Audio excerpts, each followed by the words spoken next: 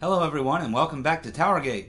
It is day 105 of TowerGate, June the 17th, 2017, Saturday.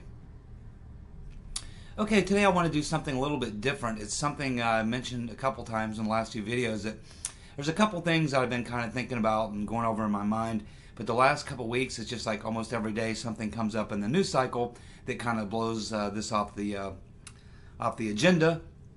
But it's kind of a big picture thing that I've been looking at and thinking about, and so I'm going to kind of ruminate on that today, talk about it a little bit, as I have been ruminating on it somewhat, and that has to do with this whole thing that we, of course, talk about a lot, which is the complete unhinged lunacy of the liberal media and the left in general. And there's a lot of things going on in this topic, and so I'm going to try to make it as clear and concise and not get too overwordy with it, but just wanted to give my analysis of what exactly is going on and why this is all going on.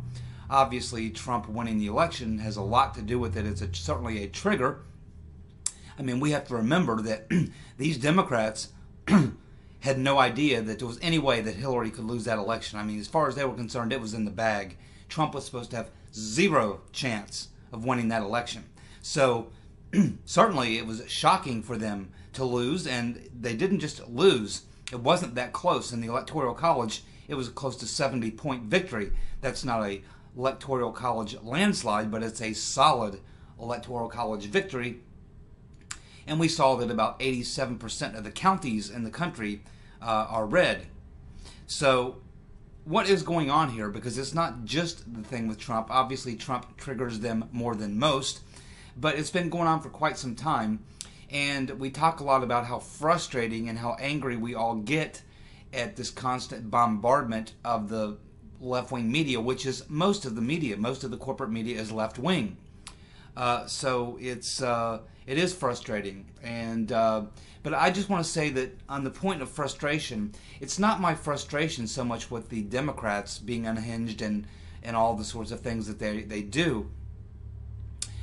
This is something I have come to expect. I mean, they're crazier than normal, and I'll talk about why that is in just a moment. But you know, it's to be expected. I think what the source of my frustration and my anger is not so much with what the Democrats are doing, but what the Republicans are not doing. And let's take the case of this Russian collusion thing that's been dominating the headlines for the past 2 months and paralyzing the president to some extent, and keeping him and the Congress from moving forward on things like the budget, building the wall, tax cuts, tax reform, Obamacare, all these things. They're being, and that's the whole point of the thing. It's if you can't get Trump impeached, if you can't destroy his presidency, then at least ways stop his agenda. Now, the Republicans should understand this. They're not that stupid. They're not that naive. But they have allowed themselves, despite the fact that they control both houses of Congress, you would almost believe, if you were watching this, that the Democrats are in control. And the fact that they've been able to get all these investigations. And it just seems that the Republicans, and what frustrates me, and I think a lot of you, is that they are the ones who are not, you know, they're not in the game. They're not in the game. And that's what's so frustrating. I mean, when this whole thing of Russia collusion came up, there should never have been any hearings. The Republicans should have laughed at the Democrats. And on a serious note, they could have said, look, we think you're nuts. This whole Russian collusion story wouldn't even make it in a bad, you know, spy novel. It wouldn't even be believable. You wouldn't go to the theaters to watch a movie that would use this topic because it's so unbelievable. But instead, the Republicans jumped right on board, and that probably has a lot to do with the fact that a lot of them, part of the deep state, the corporate establishment, agree with those Democrats. They would like to be rid of Trump too. But what they should have said was, okay, if you really think there's Trump collusion, first of all, define what collusion is. What in the hell are you talking about? Collusion doing what? Colluding to do what? Exactly with whom? Who's involved? What's the goal? What are they trying to do?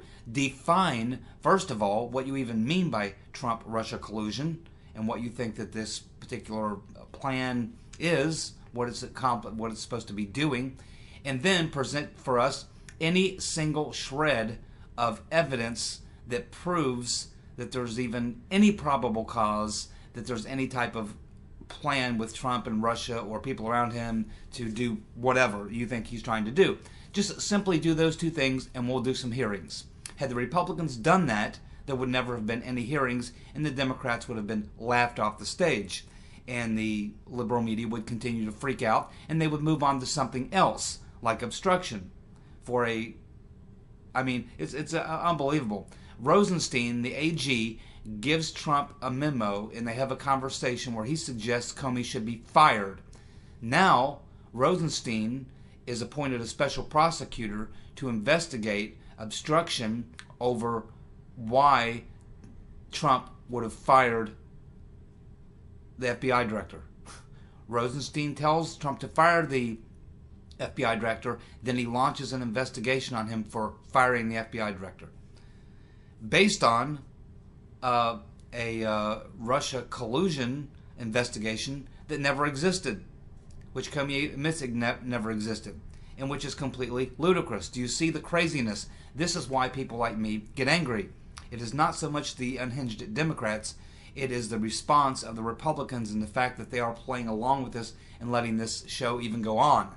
And the fact that Jeff Sessions has not done the right thing, which is to fire Mueller. He has a conflict of interest. He never should have been appointed in the first place. But at the last resort for Mr. Sessions, one thing he can do is he can control the investigation, the parameters of the investigation.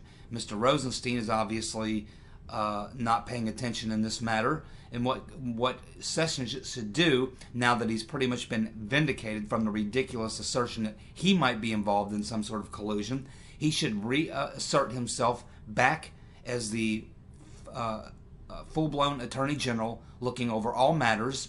He should reassume control over this investigation. And at the very least, he should fire Mueller. But at the very least, what he should do is he should call Mueller in and say, okay, I want to go over the parameters of this investigation, what we want you to be looking at. And I would have him adjust the parameters of his investigation and take a look at the obstruction that may have happened with Comey and with Loretta Lynch. Of course, this would create a conflict of interest for Mr. Mueller because he and Comey are very good friends. So you see, this would end up going away anyway.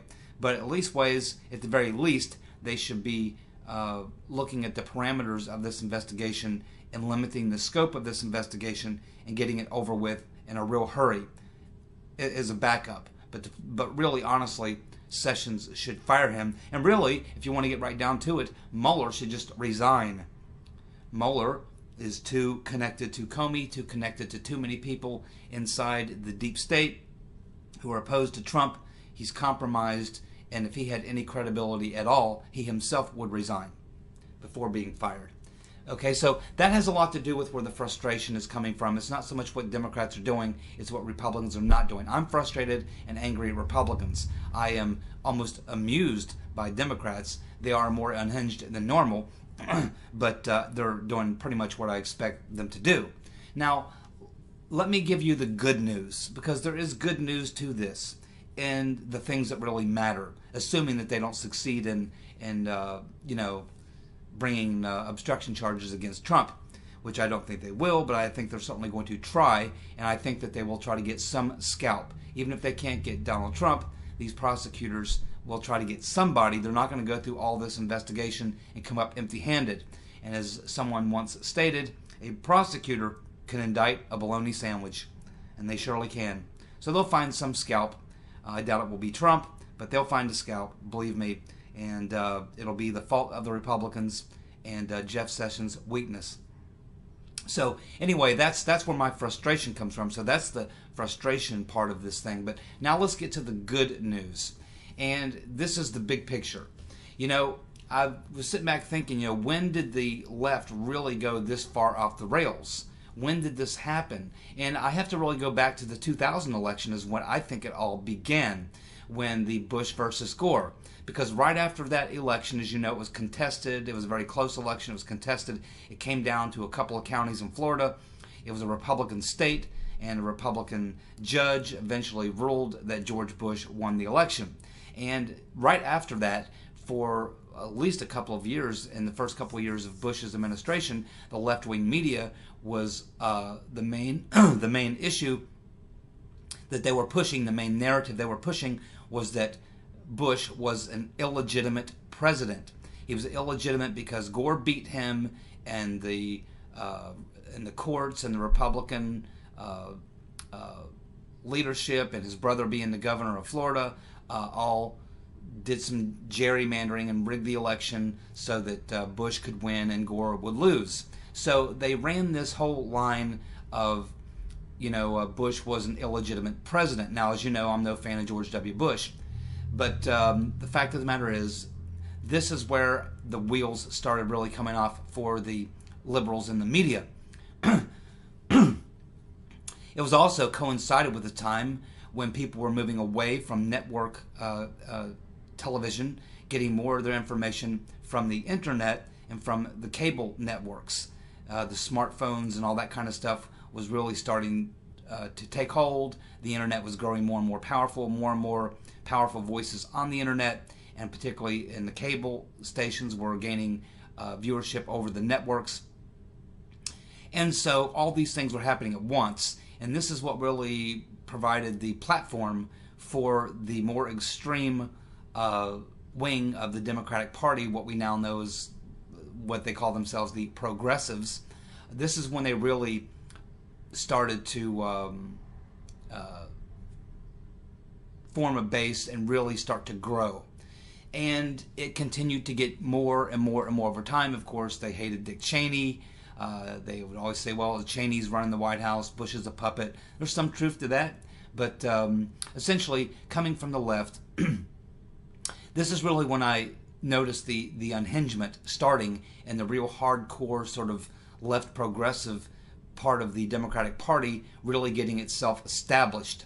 Then, of course, with this most recent election, you had Bernie Sanders, essentially a socialist, who really energized this progressive wing of the party and really got them riled up. And of course, with all the left-wing pundits, popular media people on the internet, and all these things going on, it really bolstered this progressive wing of the Democratic Party. And of course, we know what happened there. The corporate Democrat Party saw that they were threatened by Bernie Sanders and the progressives, and so they orchestrated a campaign to cheat Bernie out of the nomination.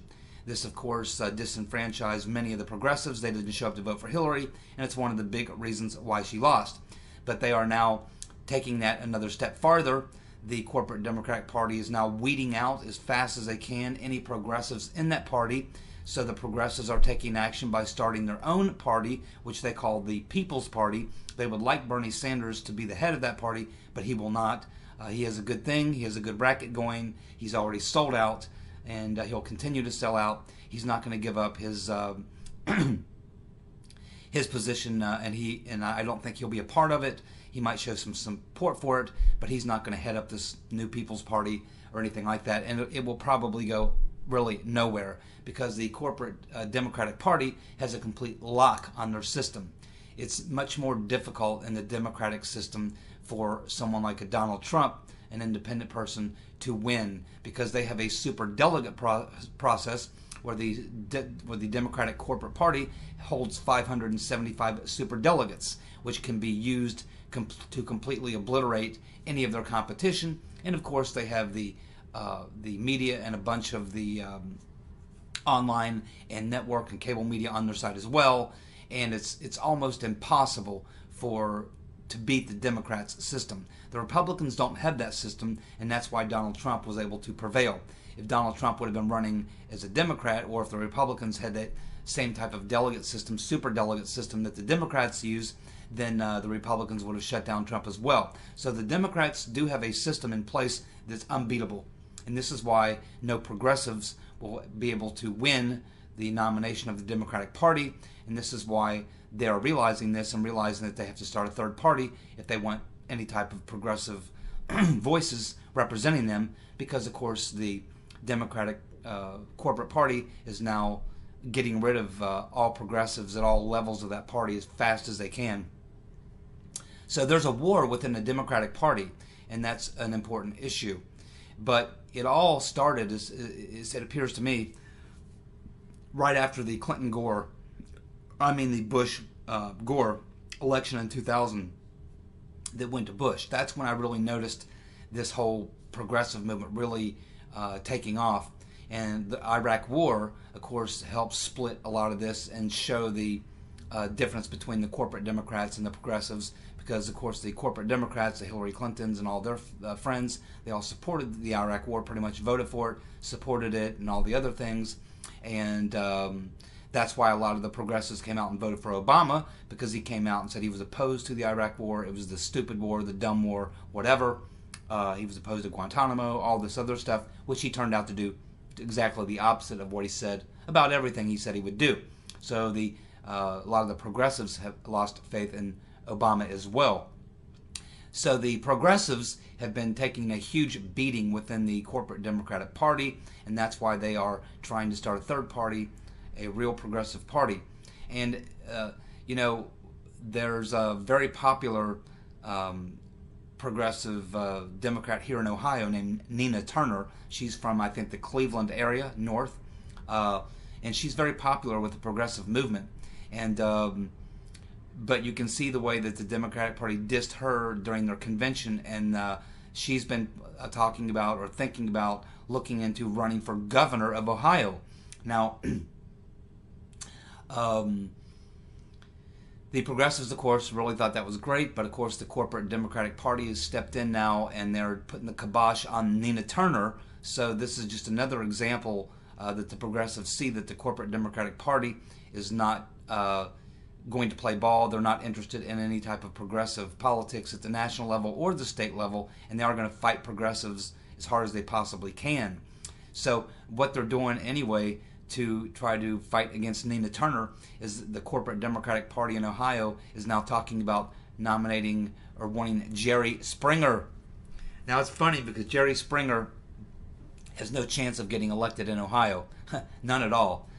I guess the National Party doesn't know Jerry Springer's background, but for those of you who are not familiar with Jerry Springer's background, he's from Cincinnati. He's a Cincinnatian. I know Jerry Springer. I met him twice, jammed with him on an occasion. I told you guys I'm a musician. I've been playing in bands for years.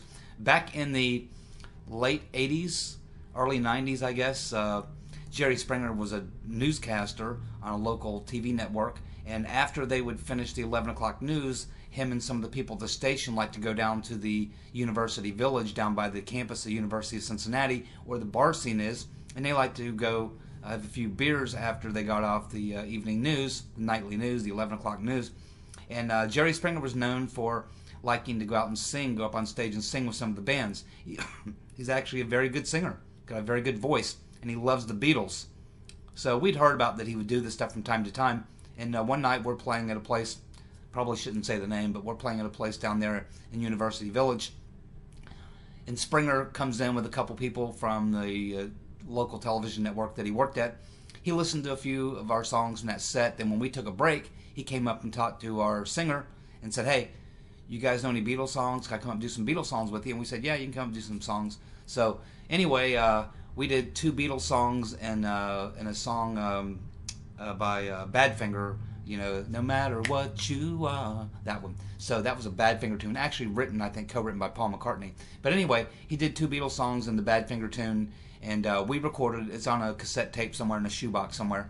But I got Jerry Springer on tape doing a couple Beatles songs and the Badfinger tune with us.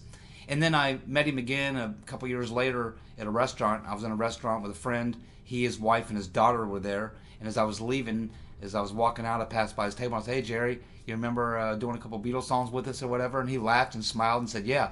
He said, "I remember that. You guys were very gracious." And I said, "Hey, you're a really good singer." And he is. He can really sing well. He's a good singer. And Jerry Springer's I found him, to be just, he's a nice guy. He's a personable guy. Nice guy. He's a pretty smart guy, but he's a hardcore lefty. He's a liberal, more of a corporate Democrat. Certainly supports like the Hillary Clintons and people like that. But Jerry Springer will never be elected to another political office in Ohio again. And here's the reason why. Jerry Springer was a very young Cincinnati mayor. In fact, I think he was one of the youngest people to ever win the office of mayor. I think he was like 22 or 23 years old, and he was elected mayor of Cincinnati. And this would have been late 70s, early 80s. I was in high school. Jerry Springer was mayor, and what had happened is that the Northern Kentucky police had been working on busting a prostitution ring, and they rounded up some hookers, and in the process of rounding up these hookers, they found in possession of one of the hookers a personal check from Jerry Springer. Therefore, this was exposed to the public that Jerry Springer had relations with a Northern Kentucky prostitute, and he wrote her a personal check. He was forced to resign as mayor.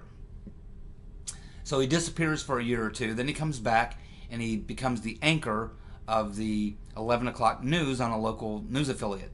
And this goes on for a few years. He's the anchor there until he strikes up an extramarital affair with his co-anchor, who was also married. They were both married, had kids and everything. So they have a extramarital affair, which becomes public. And that was pretty much the end of Jerry Springer's media career and political career here in the Southern District of Ohio. And at that point, that's when he went to Chicago and started his crazy variety show, or whatever that thing is he does. So anyway, the idea that the corporate Democratic Party wants to run Jerry Springer for governor of Ohio is laughable. He has no chance.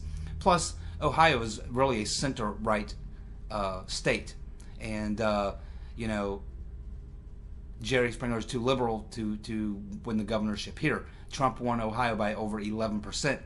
So Ohio's center-right. I don't like Kasich. I don't think he's going to run again for governor. I think the Republicans will hold the governorship in Ohio. I think that they'll have some decent candidates. But if the Democrats run Jerry Springer, they'll certainly lose for sure.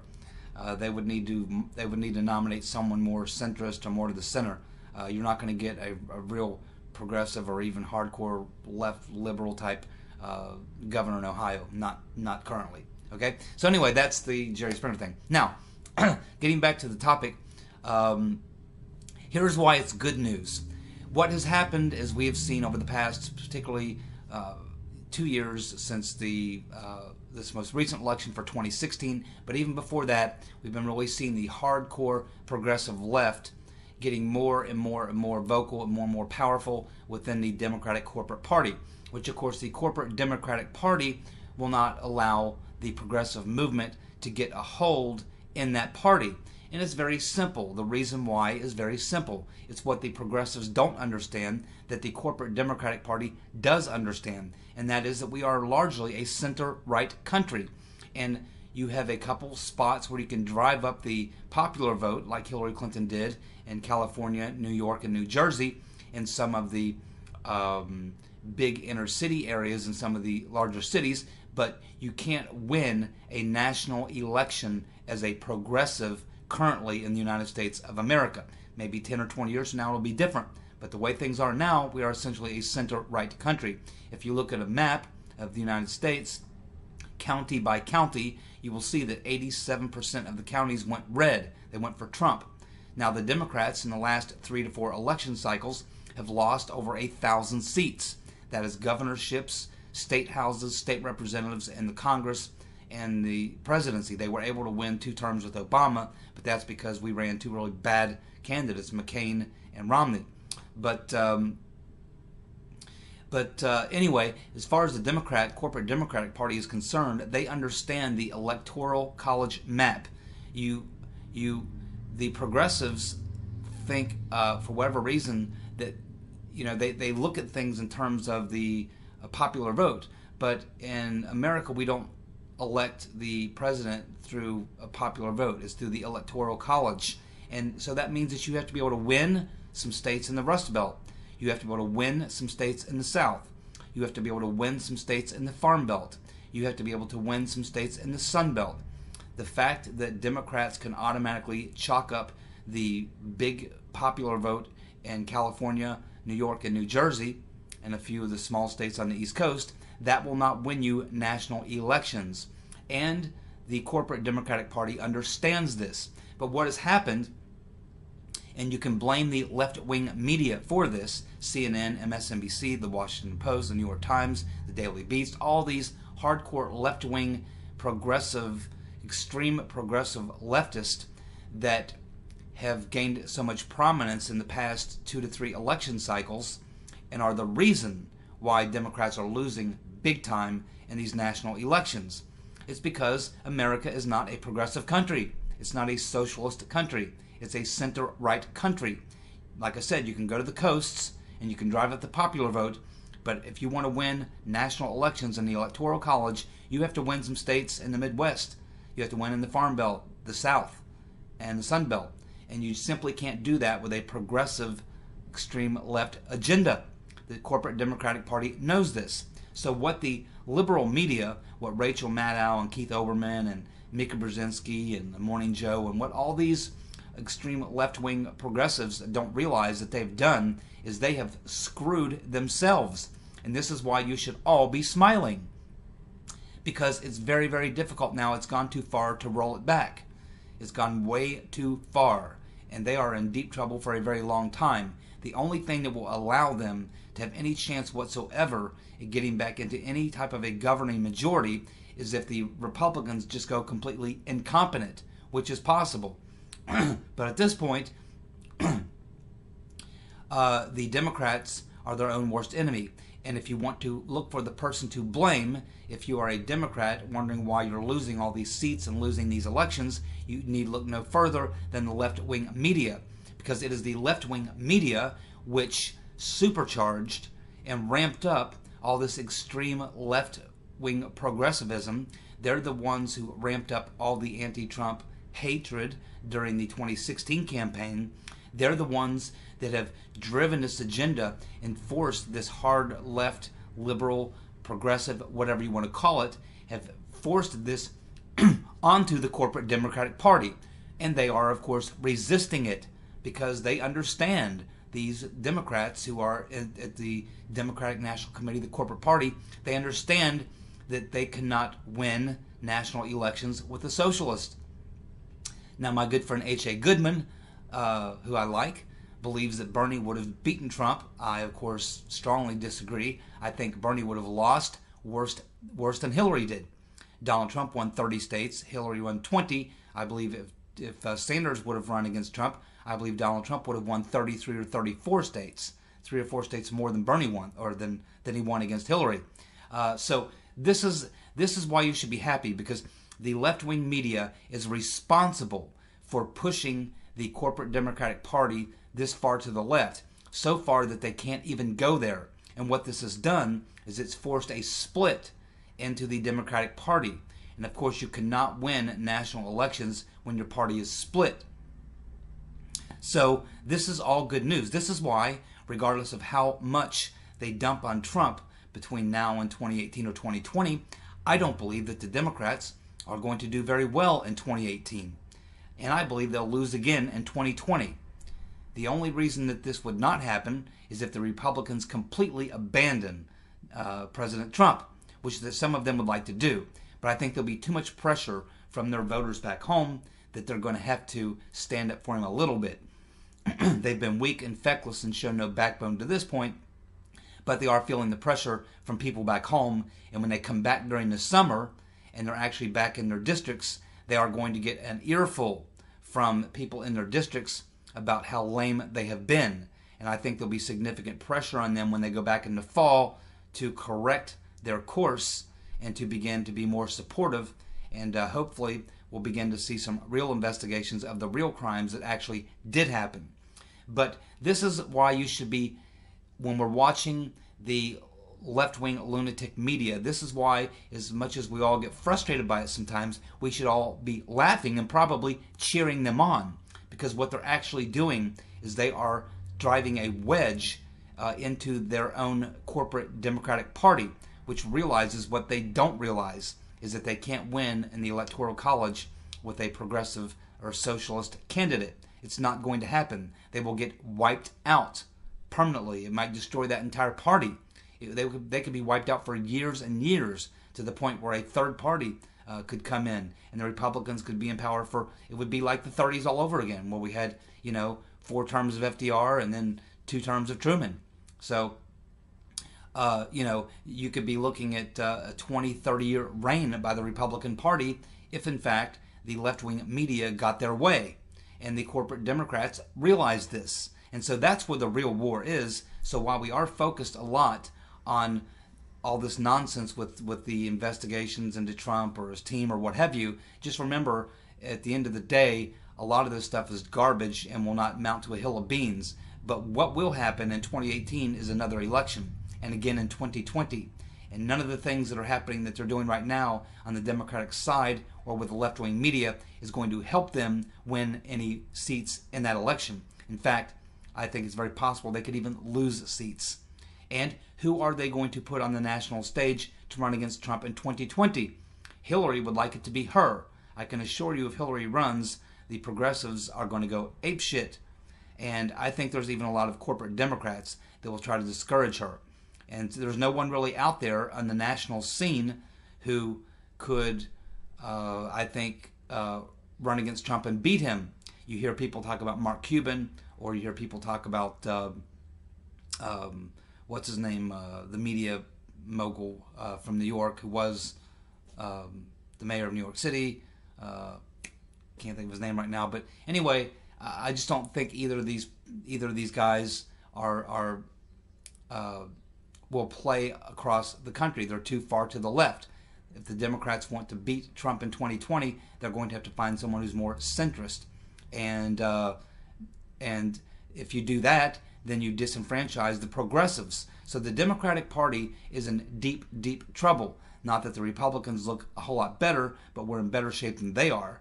And so a lot of this stuff that frustrates a lot of us, we should actually be cheering the left-wing media, because they are actually putting their own party into a very, very difficult and unwinnable situation, which the Democratic corporate party realizes, and that's why they are pushing back. So, like I say, my frustration is with the Republicans and their lack of backbone.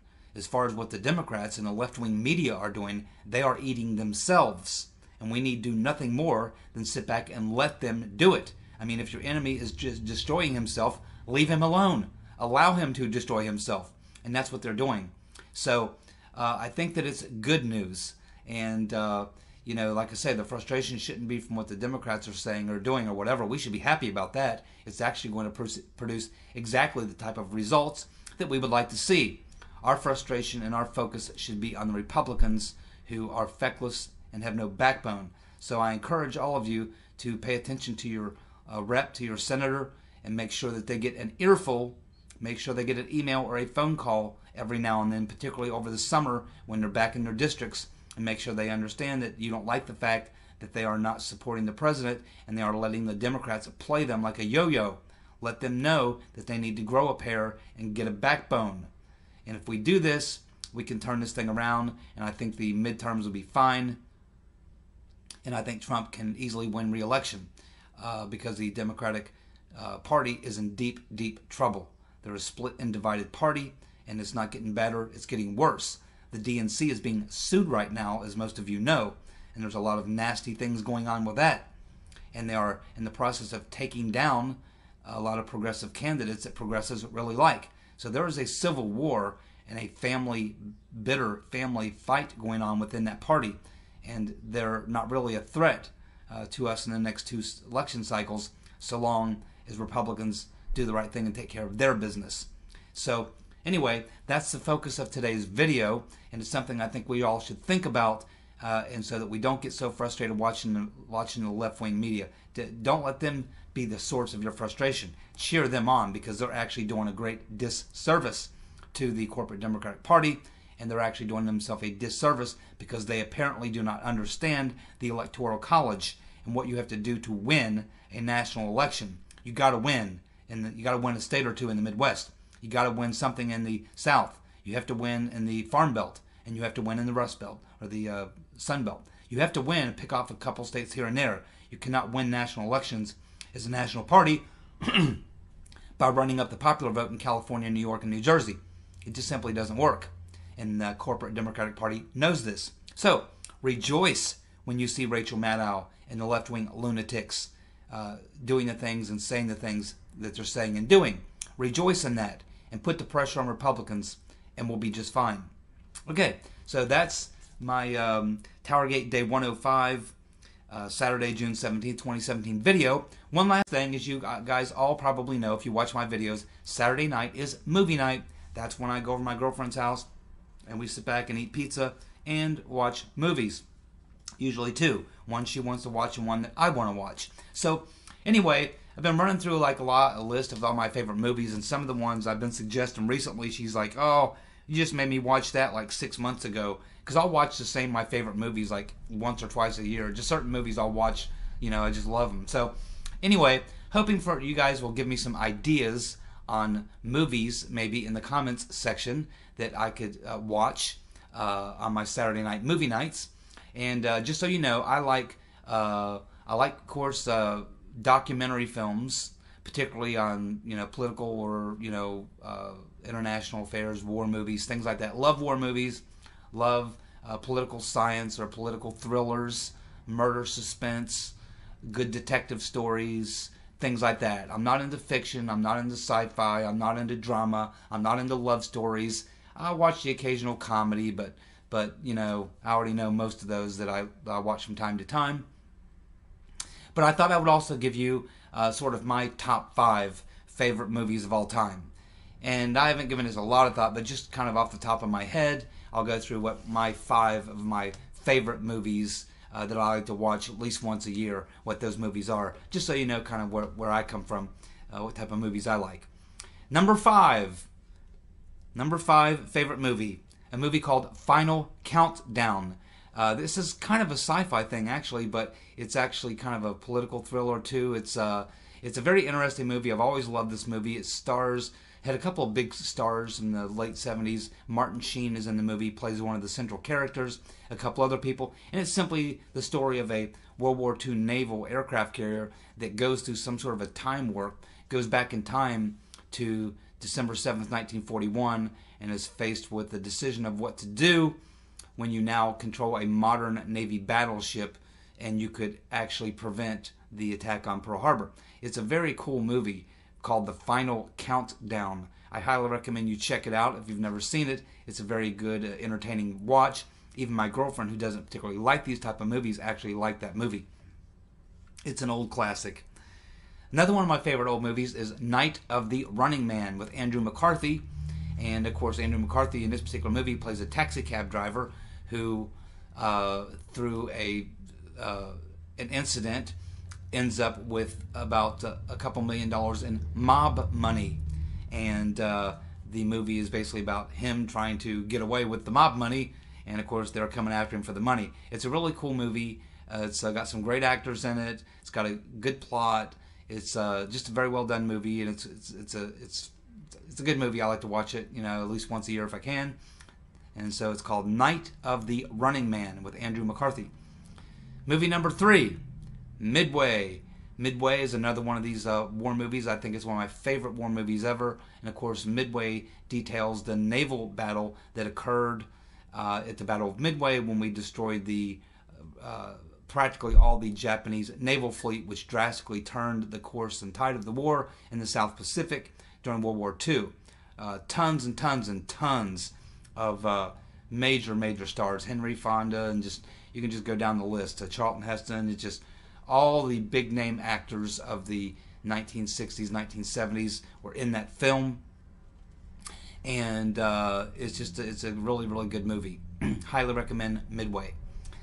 Then of course another great war movie, one of the classics, a long movie, but one of the movies that's one of my favorites for war movies, The Longest Day. Of course, it's about the D-Day invasion. So I always like that movie, The Longest Day. Try to watch it at least once a year.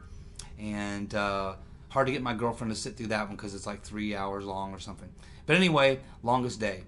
And my number 1 favorite movie, I would have to say, is 3 Days of the Condor. Yes, the classic old Robert Redford film where he plays a CIA agent who gets caught up in something, and some of his colleagues are killed, and it involves kind of a deep state cover-up. It's got a really good plot, very good acting, Screenplay is great. It's just a really good political suspense thriller type movie. So 3 Days of the Condor is a great movie, and I try to watch it at least once every year or so. And of course, also All the President's Men, which is of course the movie about Watergate, was always one of my favorites. A lot of big name stars in that one as well. It looks at the Watergate story from the perspective of Woodward and Bernstein and how they cracked that particular case. And a lot of big name stars in that movie. Very well done. Again, Robert Redford directing that movie. Very good movie. So recommend that too. So now you know the type of movies I like to watch. If any of you, I know Maura, who I haven't heard from in a couple days. I wonder where she's at. But anyway, so if any of you have any good suggestions for any types of movies that I might want to look into, please leave them in the comments section. And I appreciate you all tuning in. And I'll be back tomorrow with another episode of TowerGate. See you guys. Bye.